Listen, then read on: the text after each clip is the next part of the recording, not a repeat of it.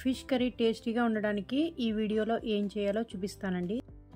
అలాగే మనకి ముక్కలు కర్రీలో విడిపోకుండా ఉండాలంటే ఏం చేయాలో కూడా ఈ వీడియోలో చాలా క్లియర్గా చూపిస్తాను నేను. హాయ్ ఫ్రెండ్స్, నమస్తే. నేను మీ Aparna. Welcome back to Aparna food works అండి. ఈరోజు వీడియోలో ఫిష్ కర్రీ టేస్టీగా అండి.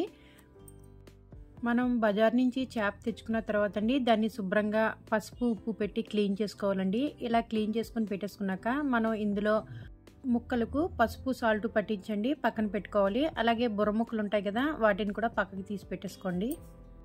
2 ఉల్లిపాయ ముక్కల్ని చిన్న ముక్కలు కోసుకోవాలి. అలాగే 4 పచ్చిమిరపకాయలు పొడవుగా తరిగి పెట్టుకోండి. అల్లం వెల్లుల్లి పేస్ట్, అలాగే ఇక్కడ మనం రెడ్ చిల్లీ పౌడర్ అండి, పసుపు, అలాగే సాల్ట్, ధనియాల పొడి, గరం మసాలా పొడి అండి రెడీ చేసుకుని పక్కన పెట్టుకోండి. స్టవ్ వెలిగించుకొని కడాయి వేసుకొని ఇందులో మనం చేప ముక్కలు వేపుకోవాలి కదండి, దానికి ఆయిల్ అయితే కొంచెం ఎక్కువే వేయండి. ఈ చేప ముక్కల్ని చక్కగా వేపుకోవాలండి అటు ఇటు. ఈ ఆయిల్ మళ్ళీ మనం కర్రీలో వేసేస్తాము, వేస్టే అవ్వదు. చూడండి, ఇలా అన్నీ వేసుకొని చక్కగా అటు ఇటు వేపుకోవాలి. మనకి కడాయికి ఆఖరికి అంటుకోకుండా ఉండడానికండి మనం ఆయిల్ వేడెక్కిన తర్వాత వేస్తే మనకి ఈ ముక్క అనేది ఈ కడాయికి అంటుకోకుండా మనకి అటు ఇటు తిరుగుతుందండి. ఇది చెరువు చేప అండి, నాకు 9 ముక్కల దాకా వచ్చాయి. నేను బుర్ర అయితే వేపట్లేదండి, పక్కన పెట్టేసుకున్నాను. అది మనం కర్రీ ఉడికినప్పుడు ఆ బుర్ర ముక్కలు వేస్తే సరిపోద్దండి. అడుగున అంటుకోకుండా చూడండి ఎంత చక్కగా ఉందో. మనం ఇలా వేపి కర్రీ చేసుకోవడం వల్లండి ముక్కలు ఇగురులో విడిపోకుండా ఉంటాయండి. ఇలా వేపడం వల్ల ముక్క అనేది కొంచెం గట్టిపడుతుంది.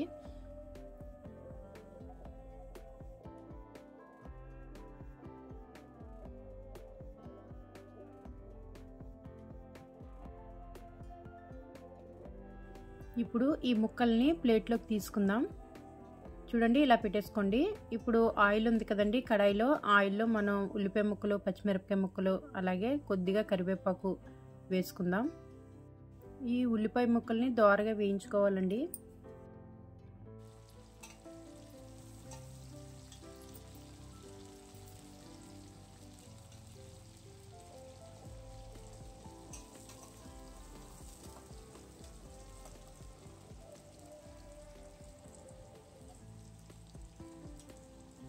ఇక నేను 1.5 టేబుల్ స్పూన్ అల్లం వెల్లుల్లి పేస్ట్ వేసానండి.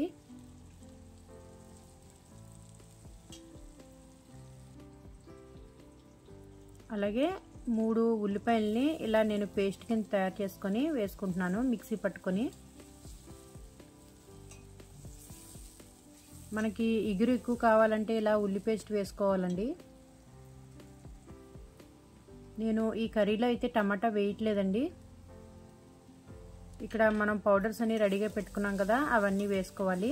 కారం మీకు రుచికి సరిపడినట్టు వేసుకోండి.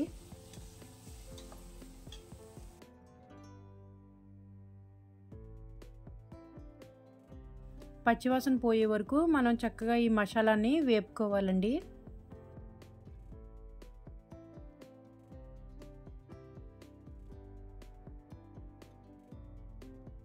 ఇందులో ఒక అరకప్పు వరకు కొత్తిమీర వేస్తున్నానండి.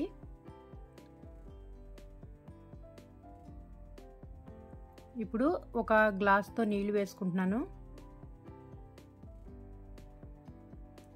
దీన్ని మనం గ్రేవీ కింద తయారు చేసుకోవాలండి. ఇప్పుడు ఇందులో చేప అనేది మనం వేసుకోవాలి కొద్దిగా ఉడికిన తర్వాత. నేను ఇక్కడ ఒక గ్లాస్ వరకు వాటర్ అయితే వేసానండి. ఈ గ్రేవీ ఉడుకుతున్న టైంలో మనం ఇలా ఫిష్ ముక్కలు అయితే వేసేసుకోవాలి. వేపి పక్కన పెట్టుకున్నాం కదండి అవి. మీరు ఈ స్టేజ్లోనే సాల్ట్ అనేది చూసుకోవాలండి, సరిపోకపోతే ఈ స్టేజ్లో వేసుకోవాలి. ఇప్పుడు బుర్ర ముక్కలు కూడా వేసేసుకున్నాం. ఇలా చక్కగా మనం ఉడికించుకోవాలి.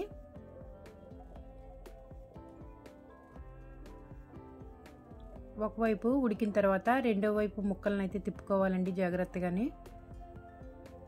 చూడండి, చాలా బాగా ఉడికింది. ముక్క అనేది మనకి ఇగురులో విడిపోకుండా ఉంటుంది. ఇలా చక్కగా మనం జాగ్రత్తగా అయితే తిప్పుకోవాల్సి ఉంటుందండి.